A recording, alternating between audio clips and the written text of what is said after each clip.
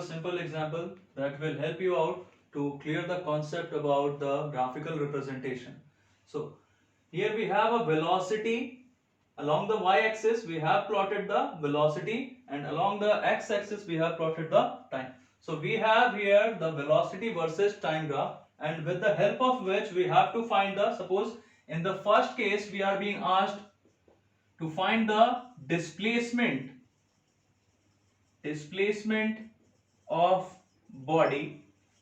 As you can see here, the motion of the body, we started to observe the motion of the body from this time, from 0, and finally the body at t is equals to 19 seconds, that is that when the time is 19 seconds, the body is here at this position.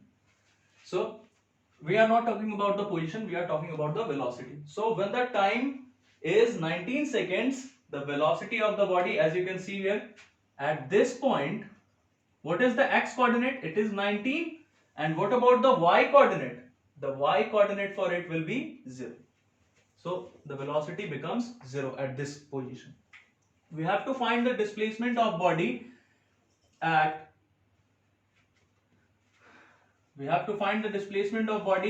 between 0 to 19 seconds. What do we do here? To find the displacement, what can we do? As I told you earlier, we are provided with the velocity versus time graph, and I am asking you to find the displacement. So firstly, you write the expression for displacement. What is the expression? What is the formula for displacement? It is v into t. As you can see here, it is in the product form. So as I told you earlier, whenever you see that any physical quantity, it can be found with the help of the expression that is in the product form. We will find the area of the figures. Area of the figure. Which figure? The figure that is enclosed between the graph and the x-axis.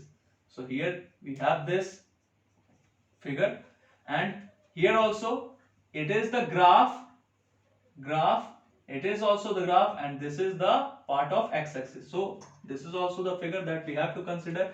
Here this is the graph, this is the graph, this is the graph, and this is the part of x-axis. So this is also the figure that we have to consider. Let me tell you something. What about this part? As you can see here, this is a straight line. So what can we tell about this part? The body moves with uniform acceleration, because as you can see here, the graph is a straight line. So whenever you see a straight line graph, then you can state that if we are talking about the velocity time graph, then the body moves with uniform acceleration, because the velocity of the body, it keeps on increasing, and the increase is equal for equal interval of time. Here what do we conclude? The velocity, it starts to decrease gradually, and when the time, it is 5 seconds, at this time 5 seconds, the velocity of the body, it becomes 0. In this part again, the velocity is gradually decreasing, and when the time is 6 seconds, then the velocity of the body is minus 5 meter per second. Minus 5 meter per second, as you know, velocity is a vector quantity. So it has direction also. It means that the body must be moving in reverse direction, in the opposite direction. Suppose when the body was moving in this direction, then the velocity was plus 5 meter per second. If the body, it starts to move in opposite direction, in reverse direction, then the velocity will be negative. So in this part also, we have to find the displacement. So what about displacement? How do we find that? Firstly, we consider this triangle, this figure, that is between 0 to 5 seconds. As you can see here, for finding the area of this triangle, we need to know about the height and the base. So the area of triangle, I am writing here area of triangle. What is it? Half base, that is from 0 to 5, that is 5, into height, that is 0 to 5. As you can see here, this height, it is 5. So the displacement here will be 25 by 2 meter. That is 12.5 meter. In the next part, in between 5 to 12 seconds, in between this time interval, we got the figure that is in the shape of a trapezium. So area of trapezium. What is it? You know about the formula for area of a trapezium. It is the part of mathematics. Half into sum of parallel sides. As you can see here, this and this side, they are parallel to each other. So the sum of parallel sides, as you can see here, 5 to 12, that is, the length of this side is 7. The sum of parallel sides, one of the parallel sides is this and the other parallel side is this. So as you can see here, from 6 to 10, that is, this part, it has a length of 4 meter. So 4 meter, not 4 units, because it is the time. So it has the magnitude 4, 7 plus 4. It will be multiplied by the height. Half into sum of parallel sides into the distance between the parallel sides, or we can say that the height of the trapezium. So what is the height of the trapezium? From here to here, and we have, as you can see here, we are being asked about the displacement. Displacement is a vector quantity, velocity is also a vector quantity. So here we need to consider the velocity along with the sign, because we are being asked about displacement, that is a vector quantity. So we'll take the sign also. So what is the height?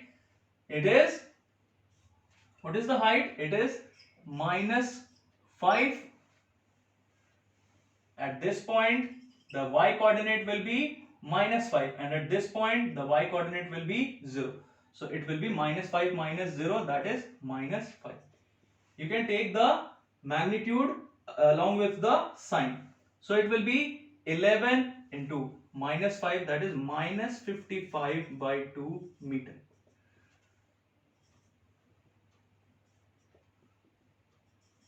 So it will be minus 27.5 meter. So this was the displacement in this part. What about the displacement in this part? You can also do this part also. Area of trapezium. Suppose I name it trapezium 2 and it was trapezium 1.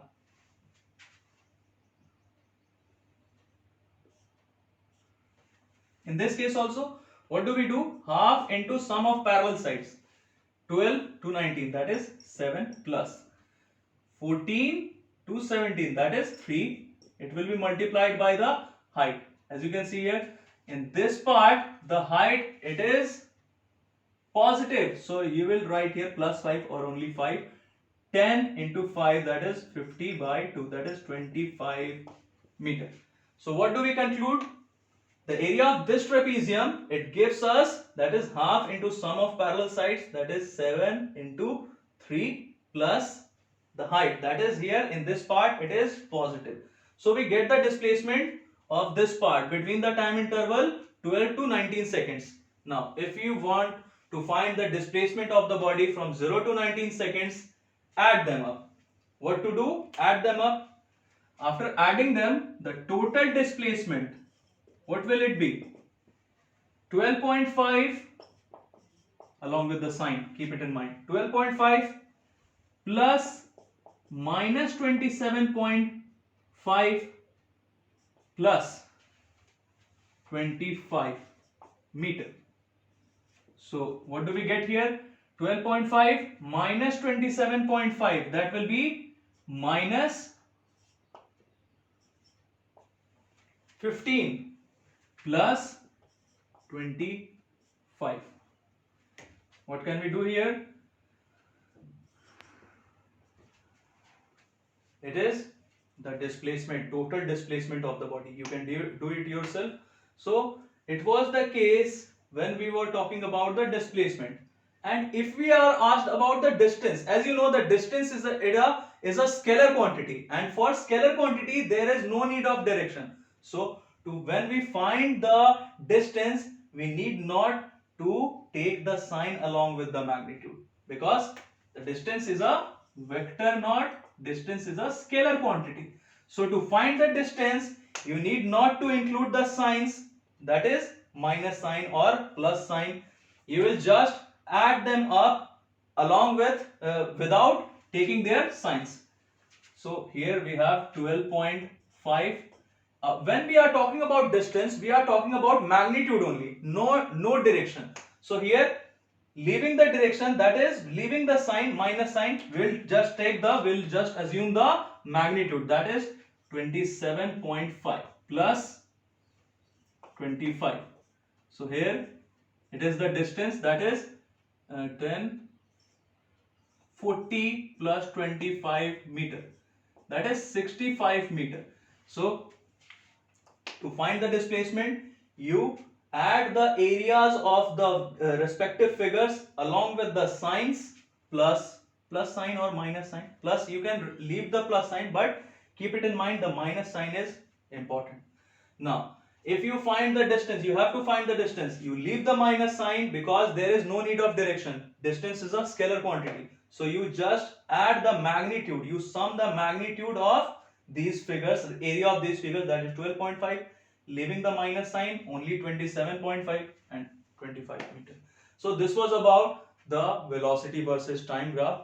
I think that with the help of this example, your concept would be more clear. In the next part, we'll talk about acceleration time graph. In this section, we'll be talking about the acceleration time graph, and it is our last section in which the graphical representation of a linear motion will be studied. So here also we have some cases. In the case 1, we will discuss about the body. If the body is at rest, I'll give you a simple example for it. Suppose any body is at rest initially, and after some interval of time also it is at rest, then what do we say? That there is no acceleration in the body. As you know, acceleration means, suppose you have a bicycle or you have a bike or scooter, you do not accelerate it. It means that you do not twist the accelerator of it. Then what do you observe? That if the bike was at rest, then after some time also it is at rest. It means that there is no acceleration. Or if suppose you have already twisted the accelerator and your bike, it is moving with some uniform velocity, that is of 40 km per hour or 50 km per hour, and after 5 minutes also it is moving with the same velocity, with the same uniform velocity. What does it mean? That the velocity is not changing. So in both the cases there is no acceleration produced in the body. So here we have the case when the body is at rest. If the body is at rest, it means that the initial velocity or the final velocity, it is zero. It is the same. So when the body is at rest or it is moving with uniform velocity. So if the body is moving with uniform velocity, as you know about uniform velocity, if the body covers equal displacement or equal distance in equal interval of time in a particular direction. So uniform velocity means the velocity remains the same, and if the velocity remains the same, if there is no change in velocity, then the acceleration must be zero. So in both the cases, if the body is at rest, then also the acceleration is zero, and if the body is moving with uniform velocity, then also the acceleration is zero. So in this case, if we are asked to plot the acceleration time graph, suppose the acceleration is in meter per second square and the time is in second. So we are being told to draw the acceleration time graph for which kind of condition? For which condition? When the body is at rest. So if the body is at rest, the acceleration is zero. If the body is moving with uniform acceleration, then also uniform velocity, then the acceleration is also zero. So this is our origin. The time will pass. As the time passes, but as we are told that there is no change in velocity, the velocity will remain the same. It means that the acceleration is zero. So in this case, we'll get the graph that is along the x-axis. Here we will make the line somewhat bold so that we can get it clearly that this is our graph. So in this graph, what do we get? We get the graph along the x-axis. Here the graph is along the axis. Why so? Because suppose we take the example of some points. Here you can see the time is 1 second, but the acceleration is 0. Here also the time is 2 seconds, but the acceleration here is 0. At the time 3 seconds or 4 seconds or 5 seconds, for each of the points, for each of the coordinates, the value of acceleration is 0. Here also A0, A0, A0. For all the points, the acceleration is 0. It means that the body has no acceleration. The body is moving with uniform velocity or it is at rest. So this is the acceleration time graph for a body which is at rest or for a body which is moving with uniform velocity. Now we move towards the case 2, when the body moves with uniform acceleration. As I told you in the earlier class, that what is uniform acceleration? When do we say that the body is moving with uniform acceleration? As the term sounds, uniform. It means that the acceleration will remain the same, will remain constant. It means that, suppose here we have the acceleration time graph. As you know, in the upward direction of y-axis, the acceleration will be taken to be positive. And in downward direction, the acceleration, it will be taken to be negative. It is negative in downward direction. And here we have the time along the x-axis, that is in second. Now, we are being told to draw the acceleration versus time graph for a body which moves with uniform acceleration. Uniform acceleration means the acceleration won't change, it would remain the same. So, suppose this is our point. Suppose here we have the acceleration that is uniform. Suppose here the value of acceleration is something, is a meter per second square, and in this case, if the acceleration here is a meter per second square, then what do? We draw a straight line that is parallel to the time axis. And you know about this part. When we draw the velocity versus time graph and we had to draw the line parallel to the time axis, it means that the velocity of the body would remain same. The velocity would remain constant, that is uniform velocity. Here we are told that the acceleration is uniform. So keep it in mind, whenever the velocity or the acceleration or the displacement, it is told to you that the body is at rest. Then in the displacement time graph, what did we do? In the displacement time graph, we got a line that was parallel to the time axis. So the displacement, it won't change. The position won't change. Here we are told that the acceleration is uniform. It means that the acceleration won't change. As the time passes, suppose here the time is 1 second, here it is 2 seconds, here it is 3 seconds. As we can see, the time is passing, but the acceleration, the magnitude of acceleration remains the same. We will have a simple example for it. As you know about the acceleration due to gravity. The acceleration due to gravity, it is a constant value. As I told you earlier, the acceleration due to gravity, it has got a value of 9.8 meter per second square. And this is a constant. It won't change. If we move towards the surface of earth or we are moving away from the surface of earth, then in general condition it is taken to be 9.8 meter per second square, but it might be possible that this value can also decrease. In that case, in which case will it decrease? I'll tell you about it, but not in this section. So the value of g, it is constant 9.8 meter per second square. It means that we have already got an example for this kind of graph, that is for uniform acceleration. Suppose you are asked to draw the graph when the body, it falls freely under gravity. Whenever any body falls freely under gravity, then it must have the acceleration of 9.8 meter per second square. So we are about to draw the acceleration time graph. For what? For motion of the body under gravity. I'll write it here. Motion of body under gravity means under the influence of gravity. Under the gravity.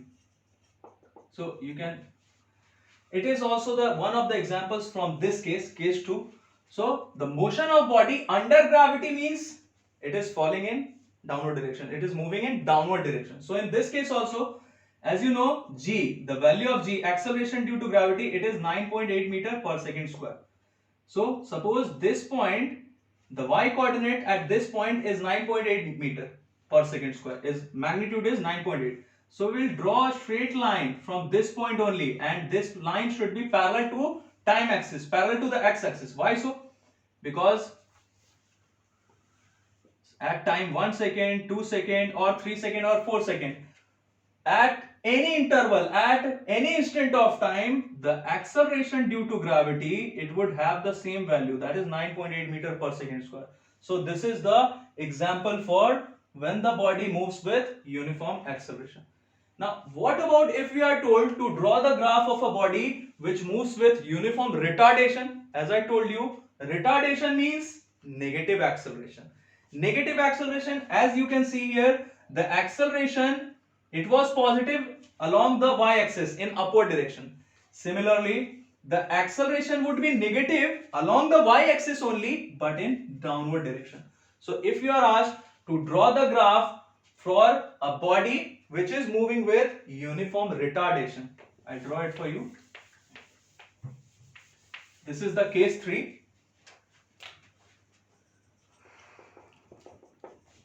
When body moves with uniform retardation. So in the case of uniform retardation means negative acceleration. So in the case of negative acceleration, you will draw the line, but this line will be drawn from this point over here. So what do we do for this? Here we have the acceleration positive in which direction? In the upward direction. But we are talking about retardation, that is negative acceleration. And as we know, the acceleration, it would be taken to be negative. For retardation, the acceleration would be taken to be negative. And we'll draw again the same straight line that is parallel to the time axis. But the only difference in these two cases is that here we have uniform acceleration, so we draw the line from this point, that is from the y-axis, upward direction of y-axis. And in this case, we draw the straight line that is parallel to the time axis, but from this point, that is negative acceleration, that is retardation. So this was all about the acceleration time graph. I think with the help of these cases and the example that we discussed earlier, it must be very clear to you. Now the next part is somewhat more interesting. In that part, we'll get to know about the equations of motion and how do we derive it with the help of the graph, the graphical representation.